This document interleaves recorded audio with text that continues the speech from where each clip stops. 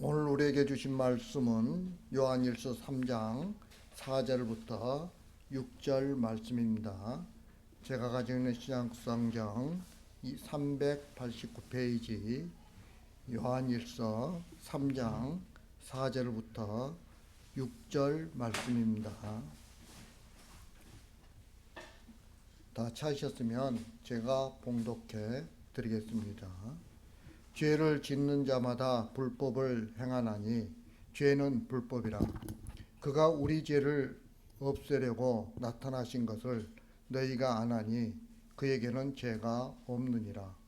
그 안에 거하는 자마다 범죄하지 아니하나니 범죄하는 자마다 그를 보지도 못하였고 그를 알지도 못하였느니라. 아멘.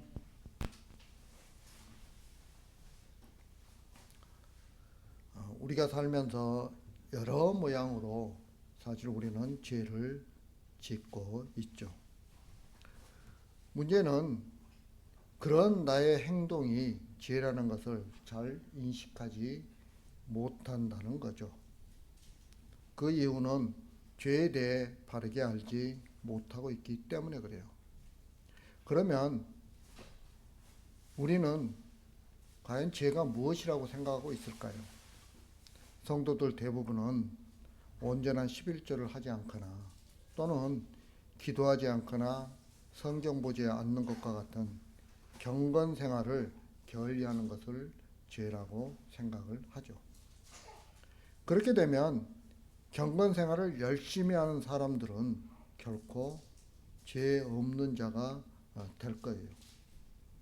적어도 경건 생활을 하지 않는 사람보다는 낫다는 말을 듣게 되겠죠.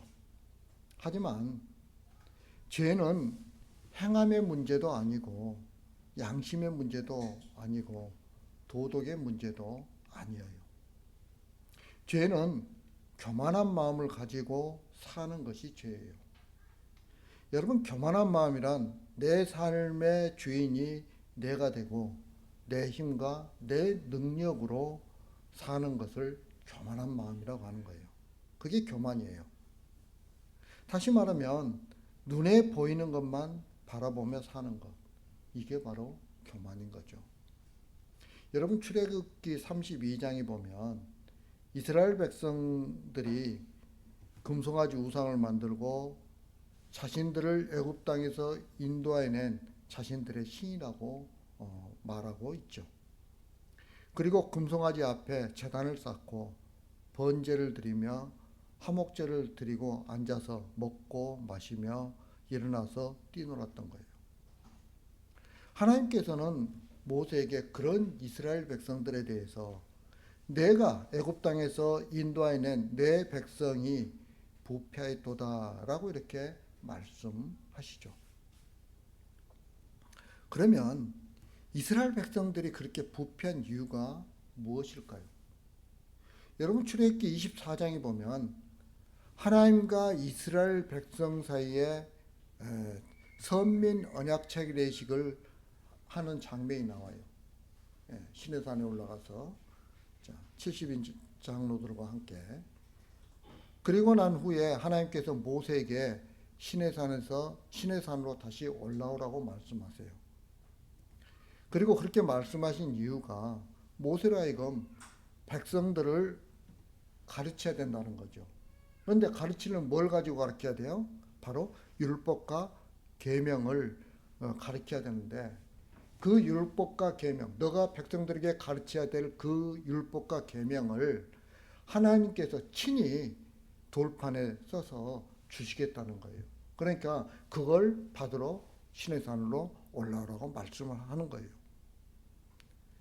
문제는 모세가 시내산에서 40일이 지났는데 40주 40야가 지났는데도 내려오지 않는 거예요.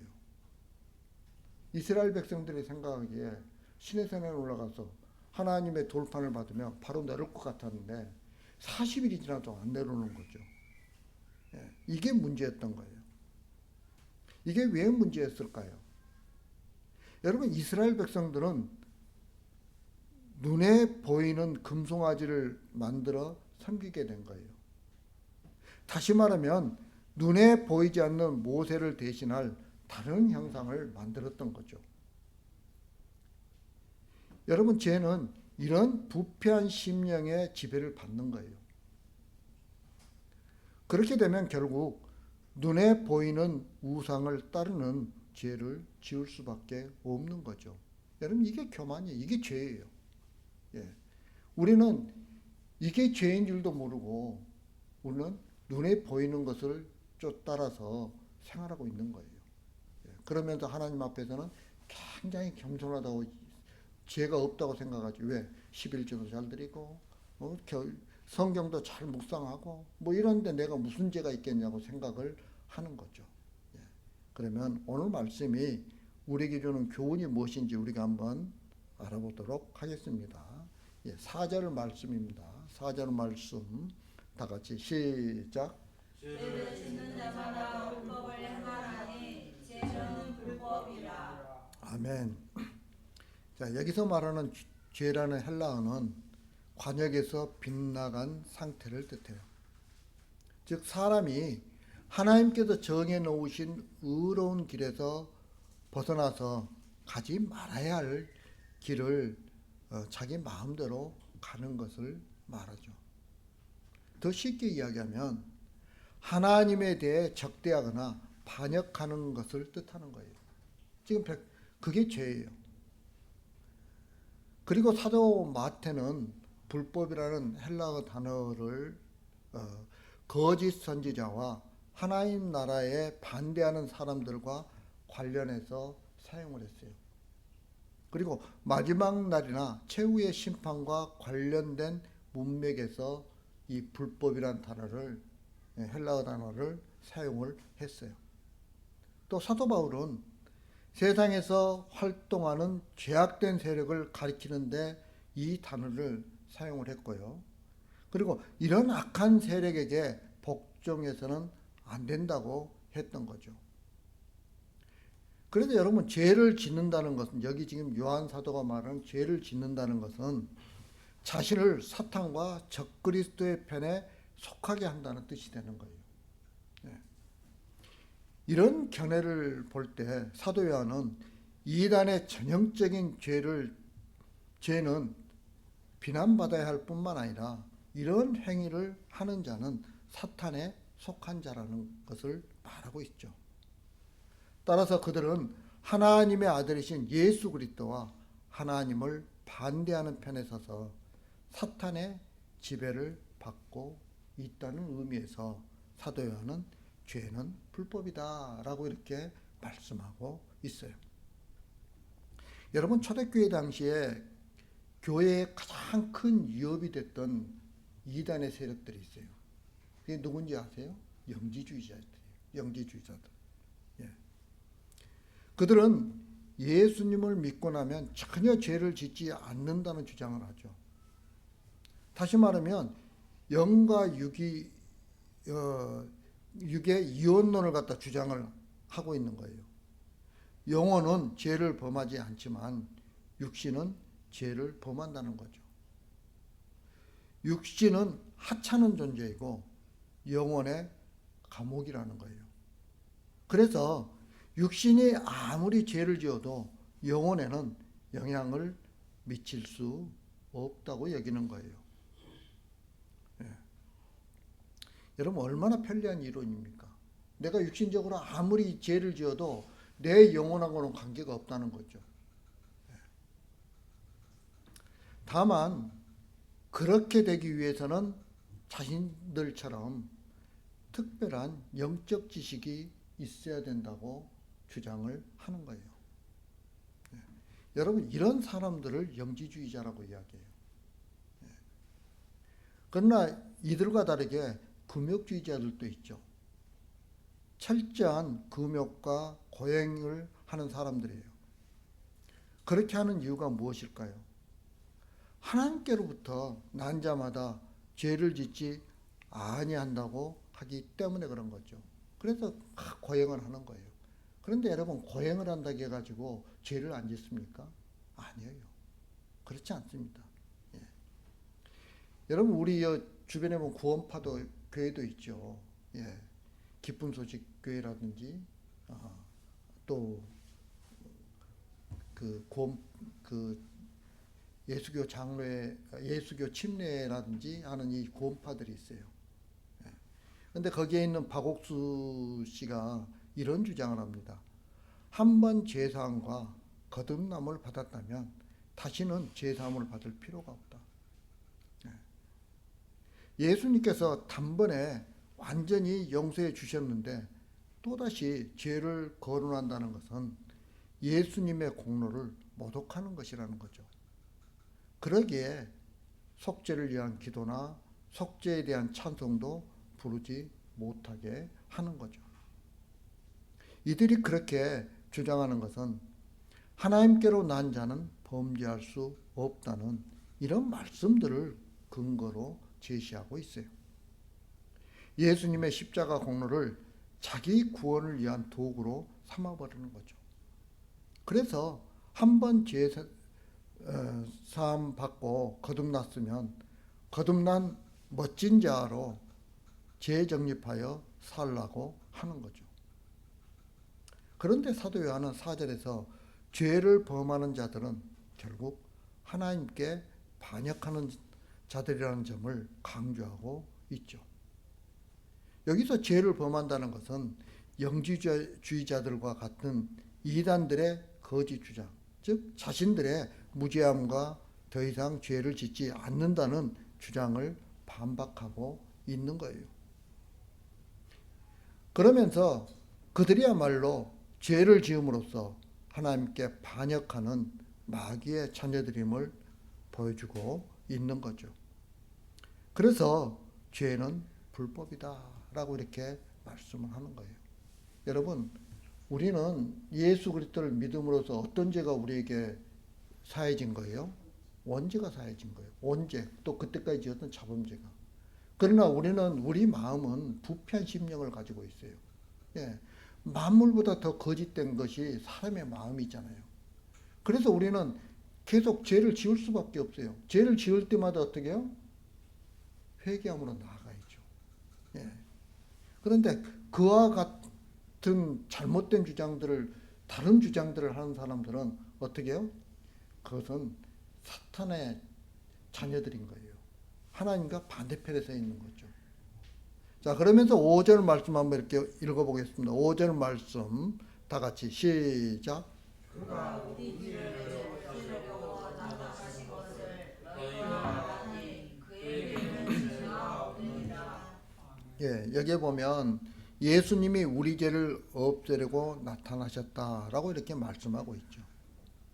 그런데 이 말씀은 만일 우리들이 죄가 없다고 말하면 스스로 속이고 또 진리가 우리 속에 있지 아니할 것이요 라는 요한일서 1장 8절 말씀과 모순되는 것처럼 보이죠. 여러분, 에덴 동산에서 하와가 선악과를 따먹죠. 예. 그런데 여기에서 여러분들은 무엇이 죄라고 생각을 하십니까? 예. 하와가 선악과를 따먹은 것은 너희가 그것을 먹는 날에는 너희 눈이 밝아져 하나님과 같이 된다는 사탄의 유혹에 따른 거예요. 결국 하와가 선악과를 먹은 것은 그 중심에 하나님과 같이 되려고 하는 욕망이 있었던 거죠. 그런 욕망이 있다 보니까 선악과가 어떻게 보여요? 먹음직도 하고 보암직도 하고 먹음직도 하고 이렇게 보이는 거죠. 탐스럽기도 하게 보이는 거죠. 예. 그렇기 때문에 하와의 죄는 하나님의 편이 아니라 사탄의 편에 서서 하나님의 말씀을 거역한 거예요. 인간은 하나님의 다스림에 있어야 하는 거예요. 하나님께서 선악과를 먹지 말라고 명하시고 동산 중앙에 선악을 알게 하는 나무를 세워놓으신 것은 하나님의 다스림 가운데 인간들이 살아야 된다는 것을 보여주고 있는 거예요. 여러분, 우리는 하나님의 다스림을 벗어나서는 살 수가 없는 존재들이에요. 이 이야기는 지금 당장 죽는다는 게 아니에요. 죽고 사는 거 우리 문제가 아니죠. 그러나 죄 가운데 헤어나올 수가 없다는 거예요. 그렇게 되면.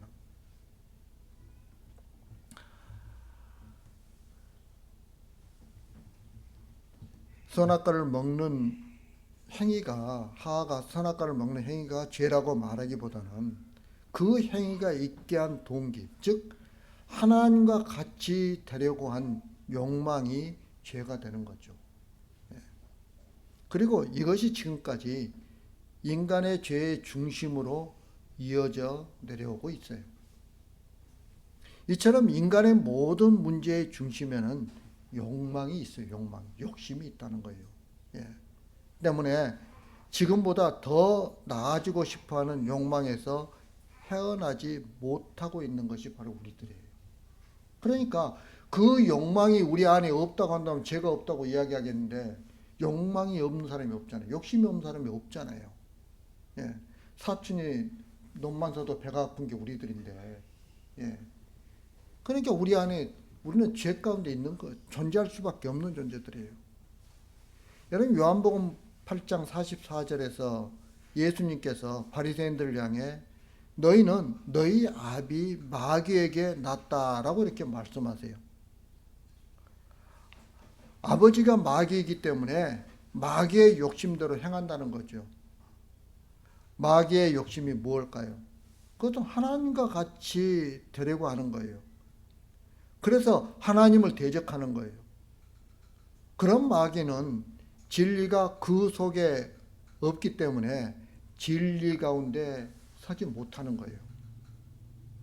또 거짓말할 때마다 제 것으로 말하는 거짓말쟁이이고 거짓의 아비인 거죠. 그게 마귀예요. 그리고 거짓과 욕망으로 세상을 지배하려고 하는 거예요. 여러분, 야고보서 1장 15절에서 이렇게 말씀하시잖아요. 욕심이 잉태한 즉 죄를 낳고 죄가 장성한 즉 사망을 낳느니라. 욕심은 세상으로부터 오는 것이죠. 그래서 욕심은 진리가 아닌 세상의 것으로 자신을 채우려고 하는 거예요. 하게 하는 거예요. 그리고 그 욕심으로부터 죄가 발생하게 된다는 거죠. 그런데 사도 요한은 예수님께서 우리 죄를 없애려고 세상에 나타나셨다라고 이렇게 말씀하고 계세요. 그렇다면 우리는 예수님을 믿음으로 없어진 죄가 뭘까요? 내가 예수님을 믿었으면 내 죄가 없어져야 되잖아요. 그 죄가 뭘까요? 아니, 예수님을 믿었는데도 우리는 계속해서 그 욕망에 이끌려서 살아가고 있잖아요. 여러분, 예수님을 믿음으로써 우리 가운데 그 없어진 죄는 미움이나 욕심 등이 없어졌다는 그런 뜻이 아니에요. 하나님과 같이 되려고 하는 마음을 없애주셨다는 거예요. 다시 말하면 내가 내 인생의 주인이 되어서 내 힘과 내 능력으로 살아가려고 하는 그런 마음을 제하여 주셨다는 거예요. 그래서 하나님을 대적하는 자가 아니라 하나님 안에 거하는 자들이 되게 해 주셨다는 거죠. 이것을 위해 예수님께서 십자가에서 죽으셨어요. 십자가에 달리신 예수님의 모습이 곧 우리의 처지임을 보여주심으로써 내가 누구인지 깨달아 알라는 거죠. 우리가 자신이 누구인가를 안다는 것은 예수님의 죽으심 앞에서 자신이 죽어야 할 죄인임을 아는 거예요. 그래서 여러분, 우리가 십자가 앞에 항상 서 있어야 돼요. 십자가 앞에 서 있으면 뭐가 보여요? 내 죄가 보이잖아요. 여러분, 내가 죄인이에요. 그러면 누구를 정죄할 수 있겠습니까? 정죄할 수 없어요. 어느 누구도, 우리는 세상에 있는 사실은 어느 누구도 정죄할 수 없는 거예요. 그런 존재가 바로 우리나라는 거죠. 그런데 우리는 그걸 모르고 살아요. 그런데 우리가 항상 십자가 앞에 서 있으면서 그 예수님을 볼 때 저 십자가에 달리신 그 예수님의 모습이 내 모습이라는 거예요. 내 죄 때문에 예수님이 지금 십자가에 달리셨잖아요. 그러니까 나의 죄를 깨닫게 되는 거죠. 그래서 자신의 의를 내세우고 잘난 척하고 자랑했던 것을 부끄럽게 여기면서 내가 죽어야 할 죄인입니다라는 그런 고백을 하게 되는 거죠.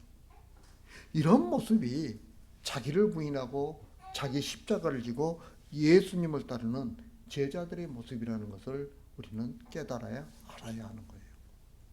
자, 그러면서 6절 말씀 한번 읽겠습니다. 6절 말씀 다 같이 시작. 그 안에 거하는 자마다 범죄하지 아니하나니 범죄하는 자마다 그를 보지도 못하였고 그를 알지도 못하였느니라. 아멘. 그 안에 거하는 자마다 범죄하지 아니하나니라고 이렇게 말씀하시죠. 이 말씀은 사도 요한이 요한 1서 8절 1장 8절하고 10절에서 만일 우리가 죄가 없다고 하거나 범죄하지 아니하였다고 하는 자는 스스로 속이고 거짓말하는 자라고 했던 말씀과 모순이 돼요. 네, 그런 것처럼 보여요. 네. 그런데 요한복음 1장 8절 10절 말씀은 그리스도인일지라도 예수 그리스도 안에 온전히 거하지 못한 경우에는 죄를 지을 수밖에 없다는 뜻이죠. 그래서 이때는 죄를 깨닫고 회개해야 한다는 것을 언급하고 있어요. 그리고 6절 말씀은 그리스도인이 참으로 그리스도 안에 온전히 거한다면 그는 내주하시는 성령의 도우심으로 죄를 짓지 않는다는 사실을 말씀하고 있어요. 여러분, 세상의 유혹이, 사탄 마귀의 유혹이 아무리 강해도요, 내가 성령의 붙들림을 받으면 그 유혹에 빠질 수가 없어요. 분별이 됩니다. 저게 잘못됐다는 것이 분별이 돼요. 예, 확실하게 분별이 됩니다. 그래서 죄를 짓지 않게 되는 거죠. 그래서 예수님께서 이렇게 말씀하세요. 나는 포도나무요 너희는 가지라. 그가 내 안에 내가 그 안에 거하면 사람이 열매를 많이 맺나니 나를 떠나서는 너희가 아무것도 할 수 없음이라 라고 이렇게 말씀하고 있어요. 우리가 주 안에 있기에 내가 누구인가를 알게 되는 거예요. 내 힘과 능력으로 할 수 있는 것이 없다는 것을 깨닫게 되는 거예요. 여러분, 세상에서 우리는 혈기왕성할 때는 어떻게 해요? 내가 모든 것들을 다 할 수 있다고 생각을 해요. 그런데 나이가 들어가면서 어떻게 점점 그게 아니구나 하는 것을 깨닫게 되는 거예요. 그런데 예수 그리스도 안에 있으면 그게 확실해진다는 거예요. 확실해져요. 그런데 어떤 게 좋은 방법인지는 몰라요. 예. 내가 못하는 것이 좋은 것인지 내가 다 이루는 것이 좋은 것인지 잘 모르겠지만 예수 안에 있으면 그게 분명해진다는 거예요. 어떤 게 좋아요? 내 힘과 내 능력으로 모든 것을 다 하는 것이 오히려 어리석은 것이 된다는 거죠. 오히려 예수님의 힘과 능력을 의지하고 살아가는 것이 훨씬 더 지혜로워요. 그리고 그 안에 평강이 넘치는 거죠. 예. 그래서 오직 하나님만 바라보며 하나님만 의지하게 되는 거예요. 여러분, 이것이 범죄하지 않는 거예요. 예. 여러분, 우리는 하나님만 바라봐야 돼요. 미워하지 않고 욕심내지 않고 비판하지 않는 것을 두고 범죄하지 않는다는 말을 하는 것이 아니에요. 때문에 내가 누구인지 모르면서 산다면 그것이야말로 십자가를 보지도 알지도 못했기 때문이라는 결론을 내리게 되는 거예요. 여러분, 갈라디아서 5장 24절에서 이렇게 말씀합니다.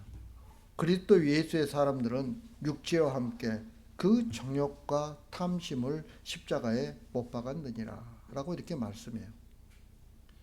이것이 가능해지는 것은 인간의 수양을 통해서 욕심을 극복하는 문제가 아니라 예수님의 십자가 앞에서 자신의 죄를 보게 될 때에만 가능하다는 거예요. 여러분들은 십자가 앞에서 여러분 자신들의 죄를 보면서 살아갑니까? 예. 죽어야 하는 자신의 모습을 알게 되었을 때 지금의 모든 것에 감사하게 되는 거죠.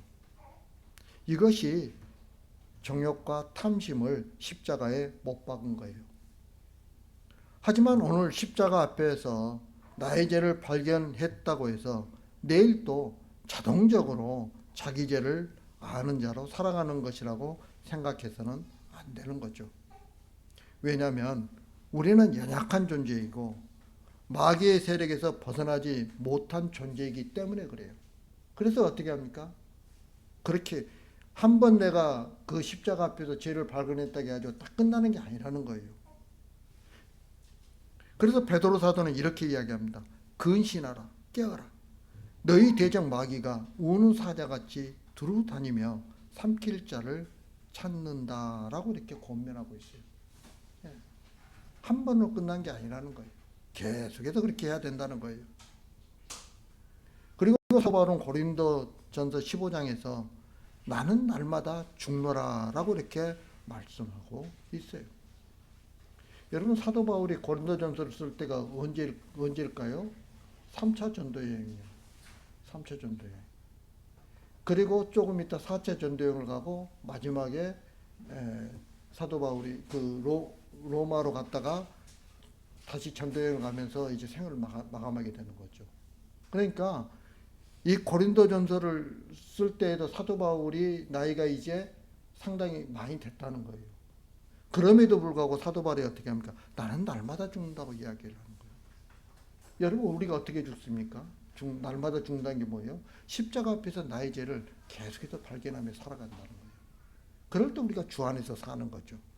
내가 날마다 죽으니까 주 안에서 살 수 있는 거예요. 예. 성도는 이처럼 자신이 죄인임을 깨달을 때 형제를 사랑할 수 있어요. 우리는 주님의 십자가를 안다고 말하고 또한 예수님이 누구신지 안다고 말하죠. 그러면 내가 어떤 존재인지를 아는가를 자신을 한번 돌아보라는 거예요. 내가 어떤 존재일까? 자신을 어떤 존재인지를 내가 알 때 내가 할 수 있는 것이 하나도 없음을 알게 되는 거죠. 왜? 내가 죄인이잖아요. 예. 그러나 내가 나 된 것은 하나님의 은혜로라 라는 사도 바울의 고백처럼 나의 모든 수고조차 내가 한 것이 아니라 나와 함께 하신 하나님의 은혜라는 것을 깨닫게 되는 거예요. 여러분들에게 달란트 주는 것도 하나님이세요. 내가 잘나서 그런 능력이 있는 게 아니에요. 그러니까 그런 달란트가 있을 때 감사라는 거예요. 예. 그러면 지금까지 잘난 척했던 모든 것이 십자가 앞에서 아무것도 아닌 것에 불과하다는 것을 알게 된다는 거죠. 예. 그걸 깨달을 때 우리는 주 안에서 살 수 있는 거예요. 이제 말씀을 마치려고 합니다. 사랑하는 성도 여러분, 우리는 날마다 내가 주 안에 거하는 자인지 자신을 점검해 보아야 해요. 나에게 돈이 있고 없고는 아무것도 아니에요. 그것은 허상일 뿐이에요. 실상은 예수 그리스도를 나의 구주로 믿는 믿음이에요. 여러분, 믿음만이 우리의 현실인 거죠. 내가 누구인지 아는 것, 이것이 우리의 현실이 되어야 하는 거예요. 십자가에 죽으신 예수님을 바라보면서 내가 달려야 할 곳에 주님이 달려 있음을 생각해야 하는 거예요. 그리고 주 안에 거하면서 날마다 내가 십자가에 달려야 할 죄인임을 아는 자로 살아가는 저와 여러분들이 되길 주님의 이름으로 축복합니다. 다 같이 기도드리겠습니다. 사랑과 은혜가 풍성하신 아버지 하나님, 부족한 저희들 사랑해 주신 감사합니다. 저희들이 이 땅에 살아가면서 내가 주인이 되어 살 때가 너무나도 많이 있었습니다. 아버지 하나님, 오늘 말씀을 통해서 그것이 얼마나 큰 죄인지 깨닫게 됩니다. 이제는 주 안에서 살아가는 주님의 귀한 백성들 되게 하여 주옵소서. 예수님 이름으로 기도합니다. 아멘.